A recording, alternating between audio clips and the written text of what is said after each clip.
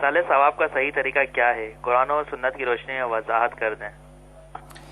جمشید بھائی کی ایک کال تھی مرکز الاولیاء لاہور سے کہ ایصال ثواب کا کرنے کا کیا طریقہ ہونا چاہیے۔ ایصال ثواب کے بارے میں تفصیل سے کلام جو ہے مدنی چینل کے ناظرین سماعت کر چکے ہیں۔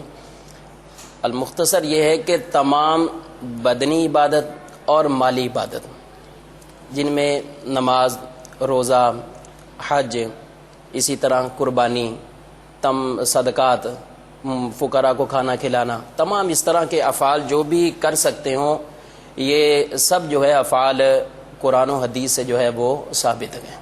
کسی کے لیے نماز پڑھنا، کسی کے لیے صدقہ کرنا، اور اسی طرح خود قربانی کرنا کسی کے ایصال ثواب کے لیے، حج کرنا۔ نبی کریم صلی اللہ تعالیٰ علیہ وآلہ وسلم کی بارگاہ میں عرض کیا گیا، یا رسول اللہ صلی اللہ علیہ وسلم، ہم مردوں کی طرف سے صدقہ کرتے ہیں اور ان کی طرف سے حج کرتے ہیں، ان کے لیے دعا کرتے ہیں، کیا یہ ان کو پہنچتا ہے؟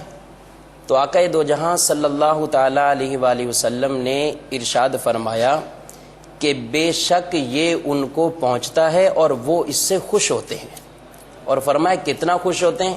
ایسا خوش ہوتے ہیں جیسا کہ تمہارے پاس کوئی ہدیہ، کوئی تحفتاً چیز بھیجی جاتی ہے، جس طرح تم اس تحفے کو دے کر خوش ہوتے ہو، اسی طرح وہ بھی اس سے خوش ہوتے ہیں۔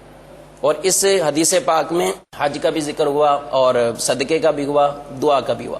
ایک اور حدیث میں ارشاد فرمایا سرکار صلی اللہ علیہ وسلم نے کہ جو اپنے والدین کی طرف سے حج کرے گا تو ان کی طرف سے تو حج ادا ہوگا، یعنی ان کو ثواب ملے گا، اور کرنے والے کو اللہ تعالیٰ 10 حج کا ثواب عطا فرمائے گا۔ ماشاءاللہ۔ تو اس طرح کوئی بھی اس طرح حج کر لیا، کوئی تلاوت کلام پاک خود پڑھنے پر حدیث مبارکہ میں آتا ہے کہ جس آدمی نے 11 دفعہ سورہ اخلاص پڑھ کر ان کو مردوں کو بخش دیا تو اللہ تبارک و تعالی ان تمام مردوں کو جو گئے ان کو وہ ثواب پہنچتا ہے، اس کے ساتھ ساتھ پڑھنے والے کو سب مردوں کی تعداد کے برابر ثواب دیا جاتا ہے۔ ماشاءاللہ، یعنی فرض، واجب، نفل، ہر طرح کا صدقہ جو بھی ہے تو یہ ایصال ثواب جو ہے کر سکتے ہیں۔ خود قربانی نبی کریم صلی اللہ علیہ وسلم کی طرف سے حضرت علی شیر خدا رضی اللہ تعالیٰ عنہ آپ کیا کرتے تھے اور کہتے تھے کہ حضور صلی اللہ علیہ وسلم نے مجھے اس کی وصیت فرمائی ہے۔ اب یہاں پر ایک عوام میں وسوسہ بھی ہوتا ہے اور ایک مشکل درپیش ہوتی ہے۔ یہ تو ٹھیک ہے کہ ہر فرض، واجب، نفل کا جو ہے وہ ہم ایصال ثواب کر سکتے ہیں، اب ان کو الفاظ نہیں آتے کہ ہم کیا الفاظ اختیار کریں گے ایصال ثواب کرنا، اگر کچھ اس کے بارے میں وضاحت اصل میں یہ تو اپنے دل کا ایک ارادہ ہے، دل کی نیت ہے کہ جس کے لیے وہ نیت کر لیں گے کہ میں اپنے والد کے لیے یہ کام کیا یا والد کو میں نے یہ ایصال کر دیا، تو انشاءاللہ اس کا جو ہے وہ ثواب پہنچ جائے گا، لیکن نیت سے بھی ثواب پہنچ جائے گا، نیت سے ہی پہنچ جائے گا انشاءاللہ۔ لیکن مختصر یہ کہ لوگ چونکہ عموماً فاتحہ میں جہاں شرکت کرتے ہیں تو وہاں کے علماء ائمہ جو ہے ایک طویل دعا مانگتے ہیں، تو وہ بھی بہت بہتر طریقہ ہے کہ آدمی سب سے پہلے اس عمل کا ثواب سرکار صلی اللہ علیہ وسلم کی بارگاہ میں پیش کرے۔ حضور علیہ السلام کے وسیلے سے تمام انبیاء کرام علیہم السلام، ازواج مطہرات، صحابہ کرام، صحابیات، اولیاء صالحین، جمیع مومنین مومنات، مسلمین مسلمات کے ارواح کو پہنچا کر بالخصوص اپنے اس مرحوم کو یاد کریں، انشاءاللہ سب کو ثواب۔ ماشاءاللہ، جزاک اللہ، آپ نے وضاحت فرمائی ایصال ثواب کی مختلف صورتوں کے حوالے سے۔ آگے بھی ہمارے پاس سوالات ہیں، انشاءاللہ وقتاً جیسے کالز آئیں گی تو اس کو ہم شامل کریں گے۔ میرے مدنی چینل کے ناظرین کی بارگاہ میں عرض ہے کہ شیخ طریقت امیر اہل سنت دامت برکاتہم العالیہ کی مایہ ناز تصنیف نماز کے احکام، یہ ضخیم کتاب ہے، اس میں 12 رسالے ہیں اور ایک پورا رسالہ فاتحہ کا طریقہ، اس کا نام ہی یہی ہے، فاتحہ کا طریقہ۔